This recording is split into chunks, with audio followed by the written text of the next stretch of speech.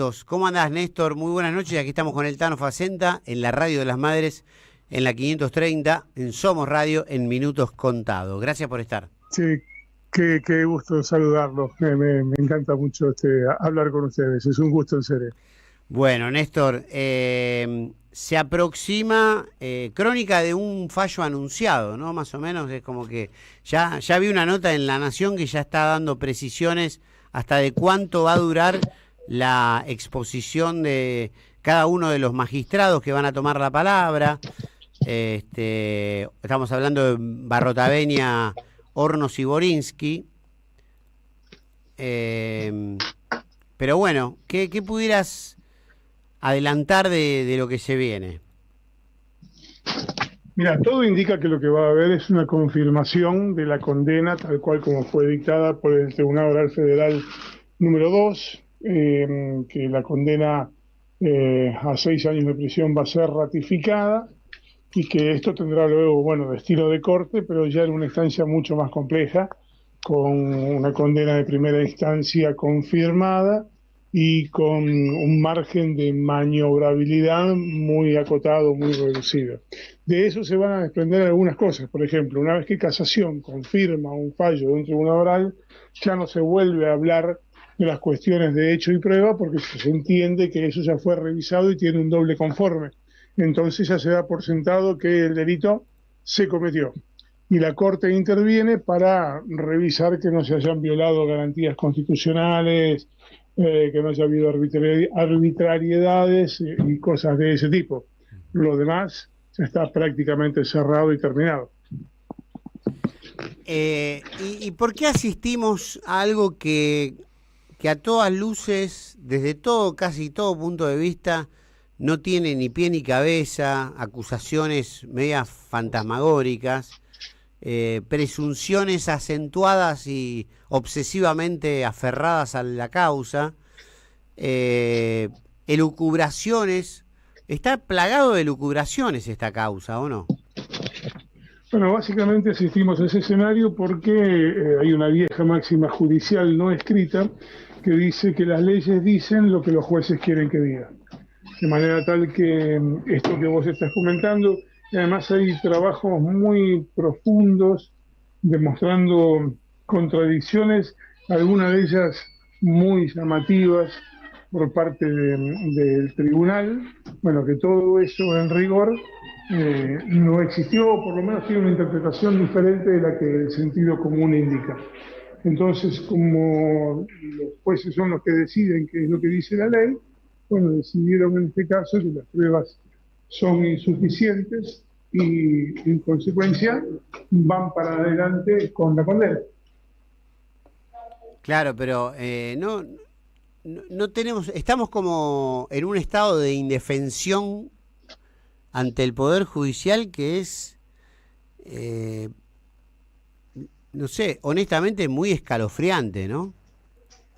Es muy preocupante, sobre todo porque tiene una discrecionalidad sumada a un corporativismo, porque el Poder Judicial se protege a sí mismo. Entonces, si alguien se manda una macana, como toda fuerza corporativa, el que está por encima jerárquicamente tiende a protegerlo, a ocultarlo, a taparlo y a convalidarlo. Y esto llega desde la instancia de más abajo hasta la Corte Suprema. En el 2022, si no recuerdo mal, el camello Luciani lanzó esa frase que decía, ¿es corrupción o justicia, no? Sí, bueno, mira, Luciani estuvo 8 jornadas de entre 8 y 9 horas cada una para explicar por qué Cristina debía ser condenada. Cristina y el resto de los imputados debían ser condenados. Cuando vos pensás tanto tiempo para dar una explicación, es que la explicación no es demasiado sólida. Esto es como una cuestión de sentido común, más allá de lo que dice y la ley. Entonces, desde ese punto de vista, cuando vos pensás tanto tiempo para contar algo, es porque o no tenés capacidad de síntesis o lo que estás contando necesita que le des tanta vuelta porque está flojito de argumentos. Los alegatos del resto de las partes, incluido el del abogado de Cristina, fueron mucho más cortos. Y la verdad es que señalaron todas esas cuestiones que hoy avisoramos como por lo menos confusas y contradictorias. La principal contradicción de todo esto es que no hubo un perjuicio para el Estado, un perjuicio económico. Y no hubo un perjuicio económico porque un propio peritaje ordenado por el tribunal demostró que no había existido concretamente un sobreprecio en las 53 obras que fueron analizadas. En 3 de ellas se encontró. Ahí se cortó, a ver. En 3 de ellas se encontraron, y justo estamos hablando con Néstor Espósito, justo cuando estaba revelando los detalles más... Sí, a ver, ¿ahora? Ahora estamos, sí. Ahí estamos, Néstor. Ahí está. Te decía, cuando el tribunal ordenó un peritaje para ver si había habido sobreprecios, el peritaje demostró que no había habido sobreprecios y que habían encontrado diferencias en 3 de las 53 obras.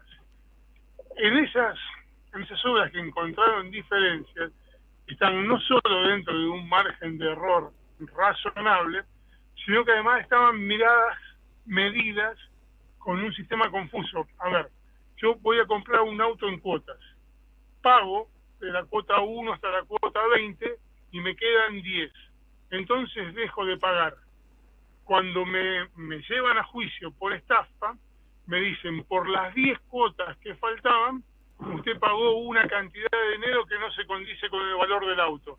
No, bueno, pero yo tenía ya 20 cuotas pagadas y dejé de pagar porque me quedé sin plata. No, usted está pagando de más, está estafando. Ese tipo de cuestiones se repitieron mucho en las objeciones que tuvo el tribunal respecto de todos los imputados, especialmente de Cristina. Y hay una cuestión fundamental, todas las obras que fueron cuestionadas, esto se dijo mucho durante el juicio oral, todas las obras pasaron por el Congreso, todas las obras fueron aprobadas por el Congreso. El presupuesto lo administra en la Argentina desde la reforma constitucional del 94 el jefe de gabinete, es decir, el Congreso avala y el jefe de gabinete administra el presupuesto. Bueno, ni un solo diputado, ni un solo senador y ni un solo jefe de gabinete estuvieron entre los imputados. Sí, sí, tremendo. ¿Qué tal, Néstor? Buenas noches. El Tano Fachenta te saluda. ¿Cómo va? Bien, bien, acá estamos. Andás medio entrecortado, ¿no? Algo pasa. ¿Querés que...? Vamos a hacer una cosa. Cortamos y te llamamos de vuelta a ver si podemos mejorar la comunicación, ¿te parece? Dale. Ahí va. Bueno, vamos a seguir conversando, ¿no? Es una situación bastante... Yo venía rebotando con este pensamiento que te compartí. Digo, me acordaba del nefasto titular de La Nación y pensaba, claro, no salió la bala, van a hacer salir la bala que no salió y el fallo que va a salir. Van a hacer salir la sentencia. Lo que está relatando Néstor, los que estuvimos en la oportunidad de ver alguna de las de los días de las jornadas que tuvo este juicio, escuchábamos realmente una disertación en cuanto a suposiciones que ninguna era avalada por una prueba. Yo me cansé de discutirlo con muchísima gente cuando me decían, no, porque... Digo, ¿vos escuchaste el juicio? ¿Escuchaste los alegatos? ¿Escuchaste lo que decían los testigos? ¿Escuchaste lo que decían los peritos? Bueno, ¿qué tal? Ahí está de vuelta, Néstor. Ahí, a ver, ¿cómo andamos? A ver cómo nos escuchamos ahora. Ahí estamos un poco mejor. No, yo le comentaba recién a Camilo y me quedaba con esta situación, ¿no? Digo, vuelvo al nefasto titular de La Nación, aquel de la bala que no salió, el fallo que saldrá. Digo, el fallo está por salir, está decretado. Y recuerdo, gracias a lo que vos me decís, las jornadas del juicio, donde cada uno de los alegatos en contra de Cristina carecía completamente exactamente de la particularidad de ser un alegato. Era prácticamente un discurso para instalar la culpabilidad de una persona. Yo ahí no haría tanta objeción porque en definitiva el fiscal es la parte acusadora y tiene que hacer eso. Lo que pasa es que tiene el fiscal no tiene el deber de imparcialidad, sí el de objetividad, suponiendo que la objetividad exista, ¿no? Yo creo que el alegato del fiscal Luciani, sostenido luego en cámara por el fiscal Diego Villar, careció de esa objetividad porque tenía básicamente una idea preconcebida y aun cuando las pruebas demostraran lo contrario a lo que ese alegato pretendía decir, igual siguieron para adelante, forzando la prueba y haciéndole decir cosas que no decía. De cualquier manera, mañana, el miércoles, todo parece indicar que van a avalar esa sentencia. Si esto es así, pues entonces se habrá quemado buena parte de la biblioteca esa que dice que para juzgarte y condenarte tenés que tener certezas. No podés tener una duda porque la duda juega a favor del imputado. Y aquí certezas, yo ni siquiera soy abogado, pero desde el sentido común yo no encuentro. Yo me quedé siempre con la sensación de que esta causa se sostenía más que nada por una presión en las redes sociales y en el contexto mediático. Pero si esto es así, entonces hay que bajar la persiana e irse. Porque si la presión social o la opinión pública, o la opinión publicada, más que opinión pública... El poder real, vamos a decir. Más bien. Sí. Claro, si la fabricación de climas de opinión es lo que va a terminar decidiendo si una persona es culpable o inocente, pues entonces estamos en manos de los que tienen el poder de formatearte el cerebro para hacerte creer cualquier cosa. Yo escuchaba el otro día en un streaming a la diputada Lilia Lemoine diciendo que durante la pandemia ella conocía casos de gente que habían sacado de los hospitales para enterrarla viva porque se estaba por morir. Si a vos te machacan durante años con que eso pasó, probablemente en algún momento termines creyendo que eso, que es un disparate, efectivamente pasó. Bueno, con las causas, con buena parte de las causas de corrupción, tampoco hay que ser ingenuos, pero con buena parte de las causas de corrupción se generó esa sensación de que cualquier cosa se podía decir, total, se iba a la larga o a la corta a terminar creyendo que así había ocurrido. Una de las cosas que quedan por ver el día miércoles, el día que a las 11 de la mañana se lea el fallo, es si la sala cuarta resuelve, bueno, por un lado confirmar la condena de 6 años, que según anuncia la Nación, esto será así, y confirmar la inhabilitación perpetua para ejercer cargos públicos para Cristina, y también si eleva a 12 años la condena por el delito de asociación ilícita, como solicitó la Fiscalía, el fiscal Camello Luciani.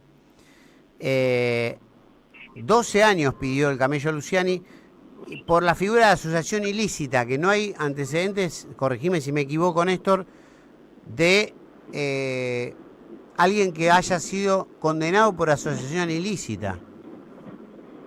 No hay antecedentes de un presidente condenado por asociación ilícita. El que más cerca estuvo fue Carlos Menem y la Corte Suprema le dijo salga de ahí.